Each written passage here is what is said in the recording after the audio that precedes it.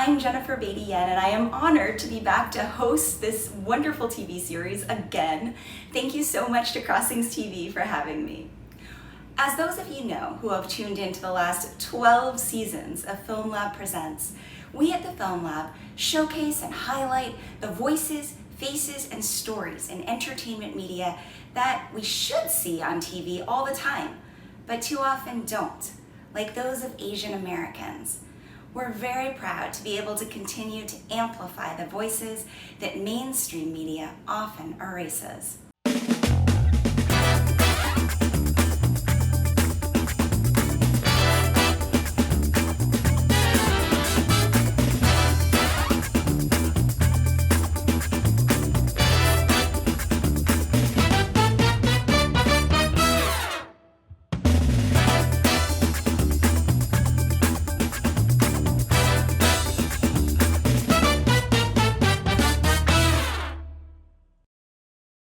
In the Philippines, there are spirits of the earth who live in mounds of dirt and protect our homes. They are called the Duende, and for thousands of years they have been content living in our shadows and doing our chores. But Don Don was different. Don Don dared to dream. He was fascinated by books and loved to read whenever he could. But in his village, books were rare, and children's books were rarest of all. Yearning for a more purposeful existence, he pled to the Duende Queen. At kung yung mga bata ay walang pwedeng mabasa ngayon, paano nila magugustuhan ang pagbabasa? Paano nila malaman ang kanilang kultura? Paano nila malaman ang pambansang bayani si Jose Rizal? Hindi batunon mo ina siya. Halin sa umpisa, sang tion, permi kita gabulig sa anda. Amunin siya ang imo nga batunon. But Don Don was determined, so with a little magic, he went to the land of opportunity to make his dream come true. In this world, there are great friends who will help you realize your potential. The first task is to announce your dream of a better tomorrow.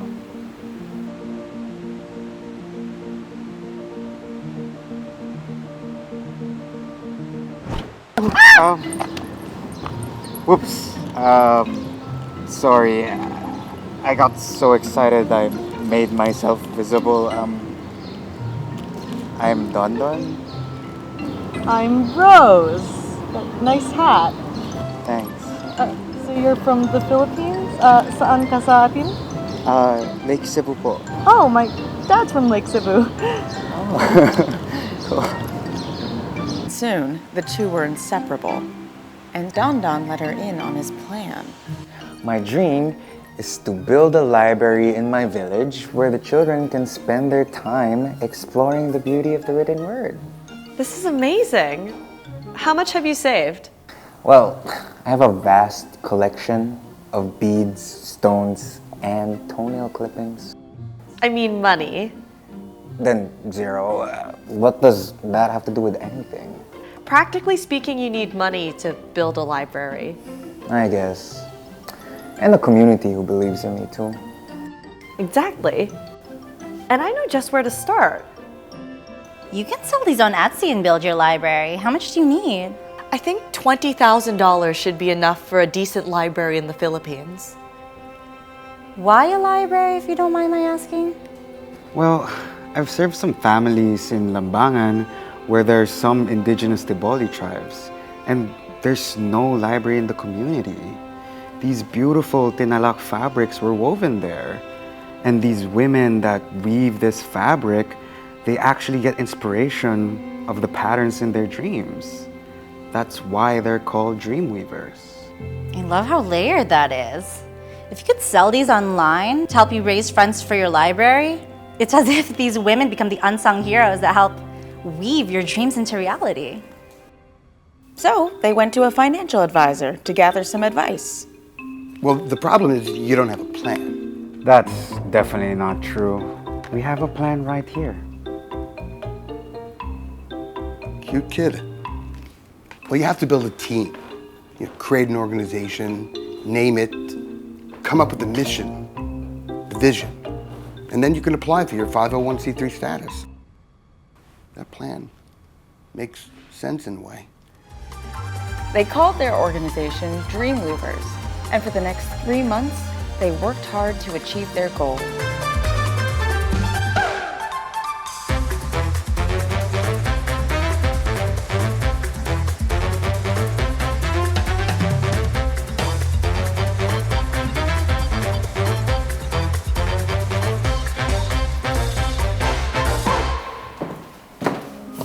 Happy despedida, Don Don! Bon voyage too, Don Don. We're gonna miss you. I'm gonna miss you. With great effort, Don Don was able to open the first library in Lambangan. He called it the Rose Library in honor of his best friend.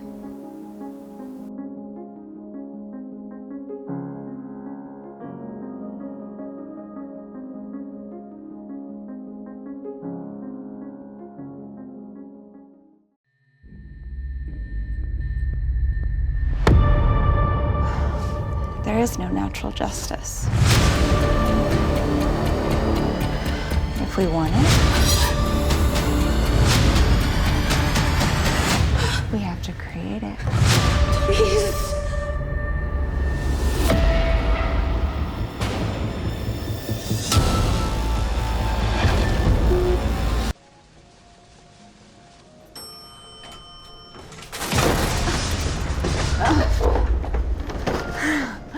Could you?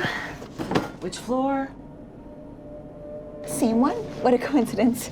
You burning the midnight oil too? Just picking some things up. Which lab are you working in? Well, I'd tell you, but then I'd have to.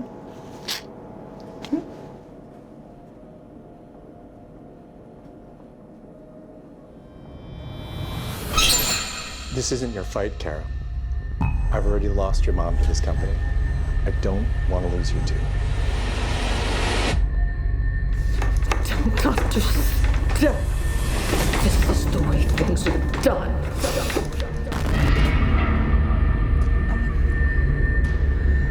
Oh my god. Prepare for a thrill ride of secrets, deception, and monstrous choices. Monsters Among Us, coming soon.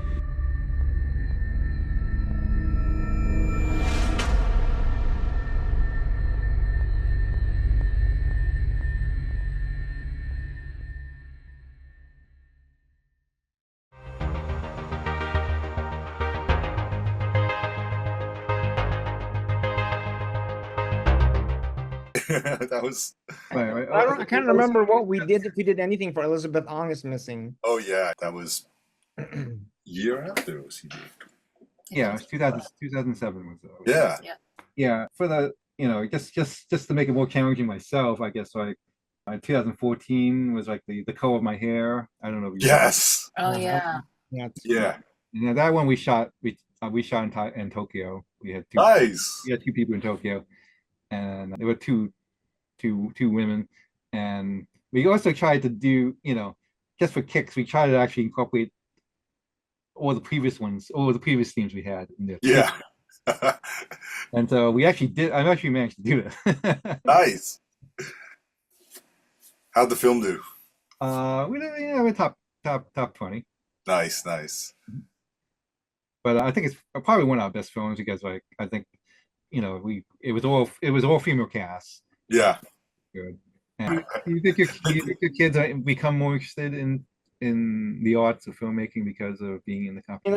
They have their own things. Like my son is in school plays, and my daughter does voiceover stuff. Nice.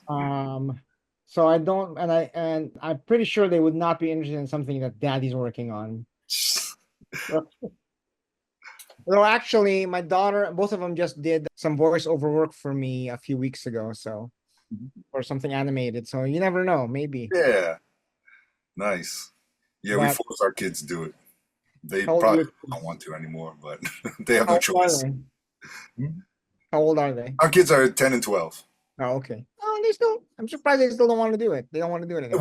We make them do auditions all the time and this and that. So they're like, oh God, again, I want to just be a kid. I'm like, no, we gotta film this, memorize these lines. Like, but easy stuff, right? It's imagination time. Yeah. Well, my daughter did enjoy it when the time she was in it. Oftentimes because there was food involved. Because like our films usually have like a running theme of like a combined like sort of a Abby eating. Yeah. Some of the films are just literally a mumbach. Was there any really like?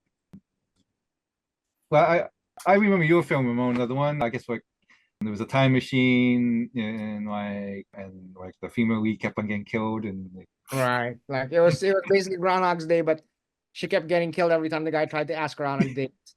Oh my God. Nice. What about it, Francis? You had a question about it? Yeah, it's like how did it get progressively harder to come up with more ridiculous ridiculous Well, what was the theme that year that made you? I don't remember. I think Time's Up. Time's Up. Oh, okay, yeah. Yeah, I so remember that one. so she was using software to reverse time, and then at the very last, I guess, go around, the software's trial ended. Nice. So he couldn't bring back the girl. Now I wouldn't say that it gets progressively harder, but what it is it gets harder in the sense that you always want to do better than last year. You always want to improve on what you did last year. So sometimes production, sometimes it's story, sometimes it's just you just and yeah. So in that sense you make it harder for yourself if you're so inclined. So Yeah, it's definitely one of those things that's like, I'll pick up equipment and like, video or editing. I'm like, I don't know what to use this for. And then the shootout comes like, great. And now we can all reason to use all these boom mics or whatever, anything we have digging up. We all have a collection of equipment that we have in the closet, but just for this stuff. Just dust it off one time a year. Also, I think what will make it harder now for me to do it now is all the people that I used to use or who are my go-tos back then are further along in their careers now. So I don't think I could get them back. Oh, they're still your friends. Yeah, they're still my friends, but some of them are like, like my cinematographer is like winning all these awards now. Oh boy. I'm not sure if tell him easy competition for him to win. Do you think the shootout helped out at all in their careers? What was the question, Francis? Do you think the shootout helped out in their careers at all? Or? I wouldn't be surprised if it's anything real. We had some really good footage. Nice. If you don't show the whole film and you just show some of the best parts, it looks pretty good. Yeah, that's the best part. Have you used any of your stuff from the shootout in your reels at all? Actually, I think I sent one of them to a film festival. I think that Time After Time one I sent to a Filipino film festival out in Chicago, and it got accepted. But I didn't fly out there to do the screening. It's just like, it was just for fun. It's like if they want it, they can show it. But I heard it went over pretty well. Nice. Right. How about you, Kevin? Yeah, do our kids use some in their reel, right? Oh yeah. I stopped using because I haven't been in a lot of the movies that I've made recently because I've been behind the camera, so I've been putting the family in front. Except for the last movie I made, but I think that's too comedic to put in a reel. It's just me being Keanu. So I was like, my reel is like a theatrical. No, actually, in the beginning, I did though. I did use like one or two scenes. Yeah, I made another short film, not for the competition, but because of the competition, I've decided to do other things, whatever. So that I made a short film, and then I, not specifically, but the short film went nowhere, but I was able to take that one good clip from it and put it in my reel. Like you said, Ramon, it's like the movie might not be greatest, but you could just take the best 5 seconds, throw it in your reel. And even if that's the whole reason for you making the movie, it's still worth it, right? Right. I think I've also it was moving more from I think I've used it for Abby, not for myself. Because my expertise is not really the acting part; it's like more editing. It's like more. I kind of got into it from work because it was just boring work. Events, 2-hour events, just cut off the beginning, cut off the end. Slap some titles on it, and wanted to do something a little more interesting than just that. And so that's how I kind of and then when I did it every year, I got to keep up with all the new stuff that's possible. And I was using Final Cut, and then I was going to move to Premiere. There's a lot. No, I was still using iMovie. Yeah. Oh boy.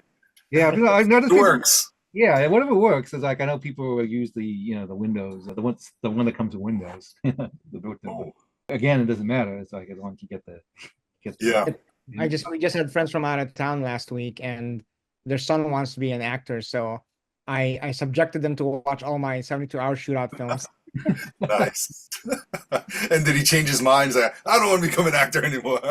Well, they were very polite, and they laughed at all the right parts. So okay. Nice. And does he want to be a filmmaker now that he see what you could do? Well, he's from California. He wants to go to Broadway. Got it. But if he moves out here and I do the shootout again, I'm sure I can snag him to be in the cast. Yeah. Yeah, I also use the movies to kind of memorialize different times of my life, I guess. Yeah. What's going on in my life, what's going on around. Yeah. I dedicated the film called Revisit, the one with the color of my hair, the color of my hair. I was dedicated to my aunt who had passed away, and she was kind of like a world travel type of person. It's like she's my mother's side of family is from Trinidad, and was able to go out and travel the world, and I think she's a very worldly person, and I dedicate to her. I will tell you though that the shootout helped me with my work, because I used to have a marketing company, and whenever we had to shoot video, right, for testimonials, or we were telling a story for the client, the what I learned in the shootout was a big help in that part of the business. So, and I still use some of those skills today, when I'm telling a story, especially on using video. Yeah, I would say that the shootout definitely increased my everything in my life, my acting ability, my filmmaking, everything. Like without the shootout, I wouldn't call myself a filmmaker at all.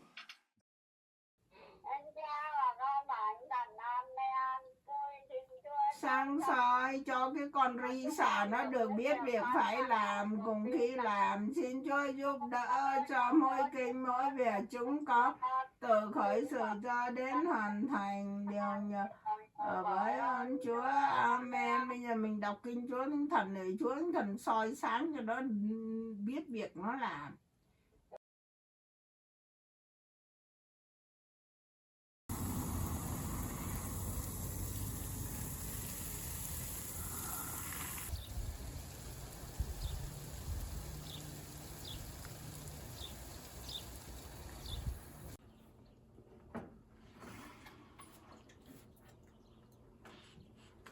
Pa, don't you want to take out the wood?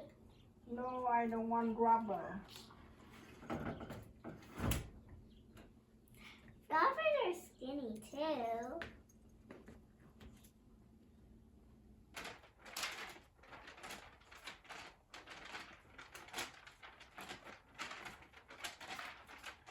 I feel bad for Ba. She has no friends. She has her plans. That's not the same thing though. She needs people who speak the same language, the same age, and they live in the same town. She has plans with God. Yeah, but that's not the same thing.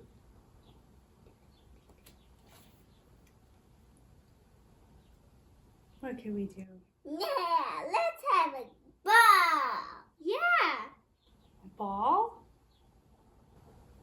Good luck with it, girls. Let's have a ball for Puppy. Well, let's go start making invitations. Yeah. We're making a ball. This is gonna be great. I don't know. We're just dreamers. We have to be practical dreamers. We're working on many, but we only have to work on one. Granny Playdate! Let's call Addie. Her granny's in town.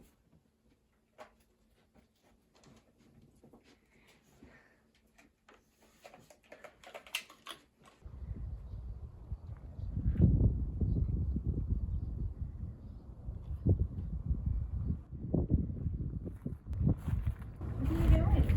Waiting for Granny. Look, there she is.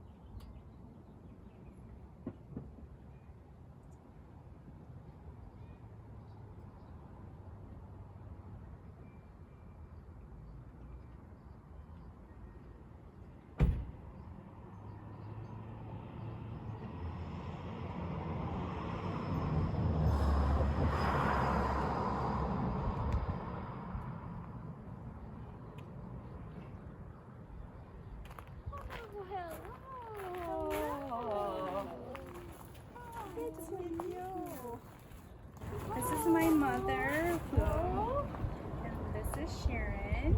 This is Eleanor and Thea. Thank you so much for coming. So glad to meet you. We rarely see another Asian elder in Santa Fe. Oh, well, here I am. Here you are.